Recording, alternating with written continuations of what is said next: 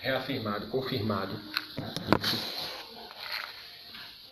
é que o nível de evolução de um ser, de alguém que alcançou a iluminação, ou pelo menos está no caminho dela, é quando ele começa a perceber as sutilezas da natureza, através de todos os seus sentidos.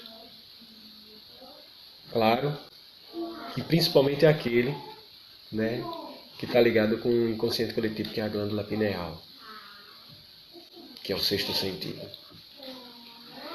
Então, uma pessoa que alcançou esse nível de estar nesse caminho, de estar percebendo isso, de saber isso, e isso dentro do sentido da energia da natureza, das energias da natureza. Preste atenção. Isso quer dizer que essa pessoa, ela consegue, se ela quiser, entrar no equilíbrio e na vibração do universo a partir daquilo que ela conhece que está ao seu redor e dela mesma. Um exemplo prático disso. A pessoa está com um problema de uma deficiência de uma vitamina no organismo. Um exemplo clássico disso é a mulher grávida. Aqueles desejos, isso inclusive a própria medicina fala, que esses desejos da mulher grávida é absurdos, é deficiência de uma determinada vitamina, que normalmente,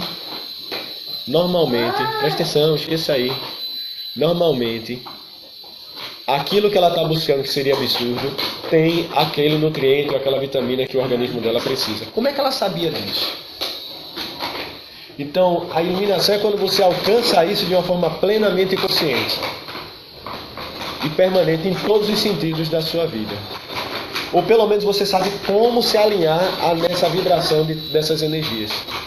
E assim você se harmoniza. Então, a cura.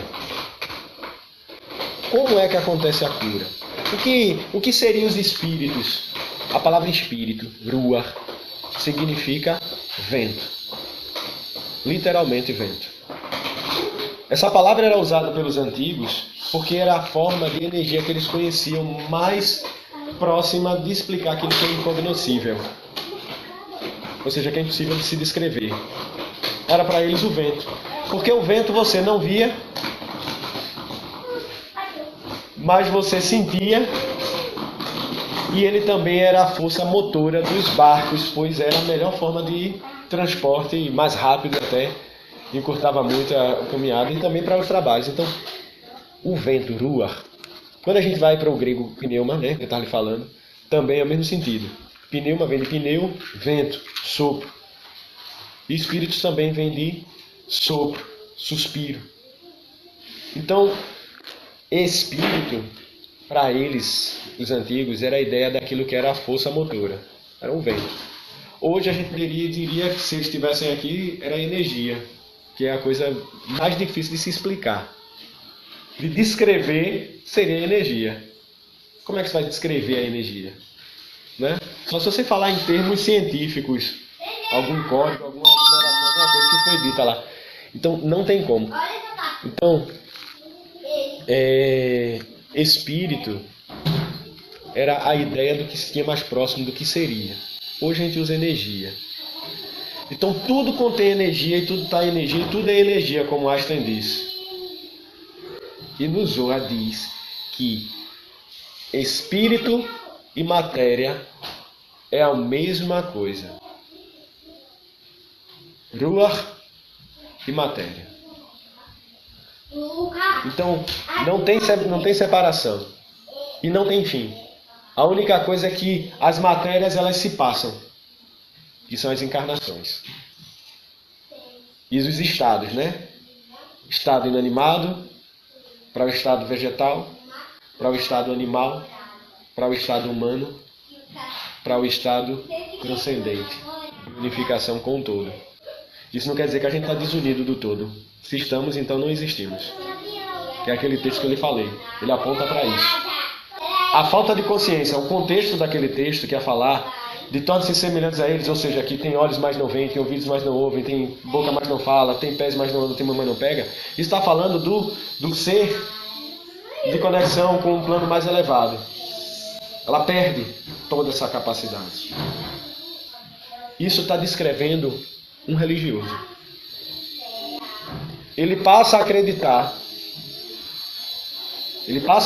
em fórmulas mágicas, palavras mágicas, orações mágicas, pessoas mágicas, detox mágicos. O verdadeiro iluminado, ele se alinha com aquilo de onde ele veio, a natureza. Perguntaram para mim assim: e como é que eu posso me alinhar para vibrar dentro da energia para eu prosperar financeiramente? Eu disse: isso aí é uma questão de política, é uma questão de Estado, é uma questão de trabalho e de emprego. Pois tem lugares no mundo que ninguém ia precisar se alinhar com isso, com essa energia. Aí alguém pode dizer: então é porque aqueles cidadãos se alinharam mais, que eles são melhores do que os outros do mundo? Não entendi. Então, isso não tem nada a ver, porque quando a gente vai olhar, a própria ideia de Estado, de nação que temos hoje é uma completa ilusão. Então a sabedoria antiga ela não está preocupada com as ilusões que nós criamos para nos piorar nossa situação de se isolar da própria natureza. Que é aquilo que eu sempre digo, né? Que a gente tem criado isso. Os asfaltos, as casas, as cidades. E a gente vai se isolando da natureza a ponto de sentir a natureza como algo ruim. Por exemplo, eu falei, né, eu não consigo andar descalço. Quer dizer, já está incrustada em mim uma espécie de alergia à própria natureza. Que eu nasci sem sapato. Então eu não consigo pisar num chão de terra porque vai furar os meus pés. Então um inseto nos pica, nos ofende. Então nós começamos a nos isolar da natureza, criando uma ilusão para se viver. E ainda a gente acha que se conectando a deuses, eles vão nos alinhar magicamente dentro dessa ilusão. Vai, dentro da ilusão do Deus que você idealizou, imaginou. E dentro da ilusão que você já está, tudo vai continuar ali. Ou seja, a pessoa ela não sai do lugar. Tem olhos, mas não vê. Tem ouvidos, mas não ouvem. Tem nariz, mas não cheira. Tem boca, mas não fala. Som não lhe sai da garganta. Tem mão, mas não pega. Seus pés não andam. Estão paralisados. Por quê? Porque eles preferiu ficar perdido dentro da ilusão. E uma pseudo-espiritualidade também criada dentro da própria ilusão. Quando poderia estar fazendo tudo isso, andando, falando, fazendo, dentro de um nível, de um plano muito mais elevado acima de tudo isso. Onde não existe nem certo, nem errado, nem mal, nem bom, pois tudo só é um todo. E como vibrar dentro dessas energias? E aí, para encerrar,